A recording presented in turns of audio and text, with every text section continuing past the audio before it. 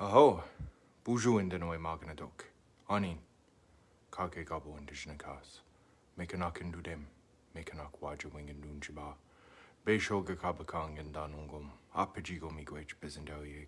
And what I said there was a traditional Ojibwe protocol greeting. I said hello, all of my relatives. My name is Kage Gabo. I'm Turtle Clan. I'm a descendant of Turtle Mountain. I live close to Minneapolis, Gakabakang, the place of the falls. And I wanted to begin by thanking all of you for tuning in and listening to this live Ojibwe Word of the Day. Again, this is something I look forward to doing each week, and especially during this time in the period of this pandemic, it's given me a moment and something to really look forward to doing. So if you're tuning in and listening tonight, I genuinely mean it when I say thank you. Thank you so much for listening. And tonight's word of the day, let's see here. Yesterday, my wife asked me, well, what are you going to talk about for word of the day tomorrow? And I didn't know at the time.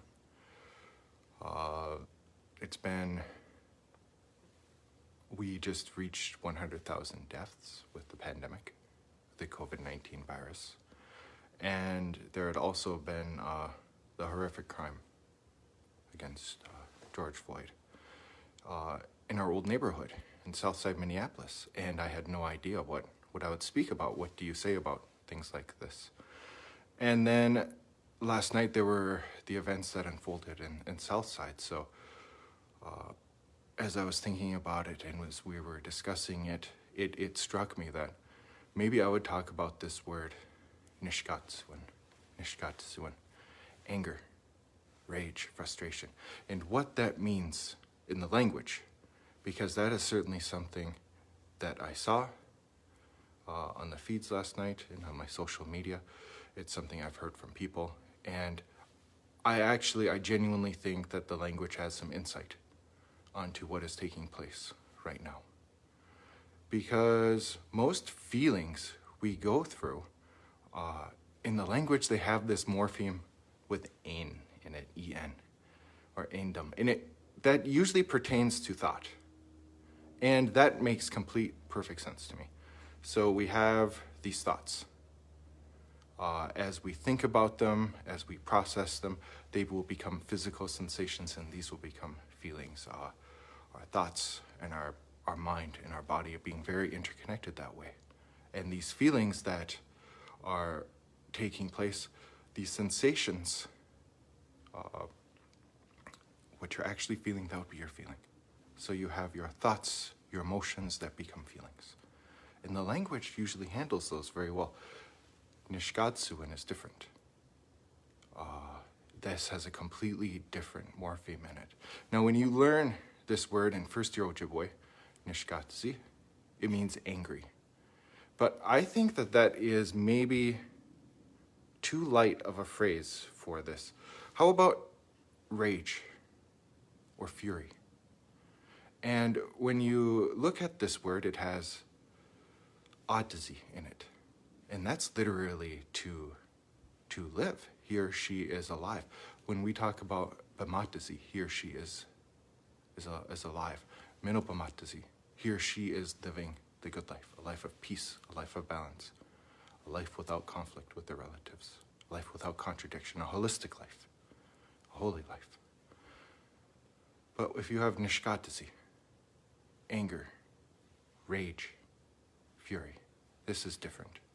I wonder if it actually has this nish part in it, which would mean almost to kill. So I think that the language is able to deal with very human emotions, and that every human being alive will have felt this at one point in their lives: rage, fury, anger. And these can be a number of events that can trigger these, that can bring these up, but someone will experience this. If they didn't experience this, if it didn't exist in the human condition, we wouldn't have a word for it. And so even to want to fight someone, that would mean migadindam. Migati would be like to go to war. I'm thinking about fighting. Nishkaadizi is actually when this physical sensation, this thought, it's become alive. It's acting out. And whenever something has that animate part to it, that ātizi, then it's able to act spontaneously. Just like life. It is able to arise, and it is able to act out in ways like an explosion. And I'm sure all of us have dealt with that at one point or another. I, on a personal note, have dealt with anger and rage and fury. Some people who think I'm very calm or cool and collected have missed out on like the last 15 years of working on this. But if you have ever been by someone, or you have felt rage or anger or wrath or fury, then you may notice that you can lash out at anyone around you, at your circumstances, at your situations, and you could in fact inflict a great harm on people you hold very dear, on things, on places that are very important to you. And that after that rage dies down, and it smolders, and then it becomes ashes, then you have a different perspective on it. But sometimes, if you are not totally present with it, if you are not totally aware of it, then it can spread, and it can hurt people and things and places and the environment around you. So to be aware of what that word means, and that there are times when we will all feel it, to be totally aware of it, to be present with it, and then that's how we can begin acting with it.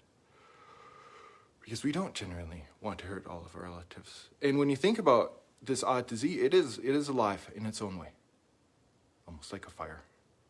It can spread very easily. It can hurt. And when this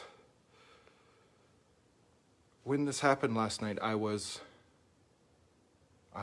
surprised. I was shocked. I was definitely shocked. It was shocking, but I wasn't surprised. When you think about that particular neighborhood, South Side in Minneapolis, again, which I hold very dear. I lived there. My wife and I were homeowners there for 14 years. I taught school on places that I saw in the videos last night. I taught at the Ojibwe immersion program at Nishkaadiziwin Academy. I shopped at those places. I would go and get groceries or a bottle of Chardonnay for my wife. And to see that, it was shocking, but not surprising. 50 years ago, more than 50 years ago, when the American Indian movement started in South Minneapolis, it was dealing with the same problems that we're struggling with today, with excessive police force and at times brutality. And so it's something that we're working with. And if there is a moment where you have probably felt it too, I have felt just weird all day about this, unsettled, shaken, again, shocked, not surprised, but shocked. But as this rage dies down, and it brings its own energy, but it doesn't last. It consumes itself, and then it disappears. But at this time, if you're feeling despair, if you're feeling shock, if you're feeling sadness, if you're feeling rage too, to be present with it, then know that if not now, then tomorrow, if we genuinely want to affect true, lasting change, then we will be able to begin acting with Nishkaadiziwin, with love for one another, with Nishkaadiziwin, with virtue, with righteousness, with honesty, with Debwewin, with truth, with Manachiituwin, with respect for one another, with holding each of our lives sacred, acknowledging the sacredness in all of our relatives, with Nishkaadiziwin, with humility, with Zungadeewin, with strength of heart, to deal with this. And ultimately we'll act with Nibwakawin. We will be able to continue affecting changes that are going to affect not just all of our relatives now. It's not just going to affect and acknowledge our gratitude for the people who have been doing this very important work for so long, but to begin creating something for our grandchildren and our great-grandchildren so that they'll have a better environment, a better society to live with all of their relatives. So mi ie wa kedo yan nongom.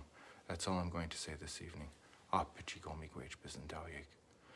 Thank you so much for listening.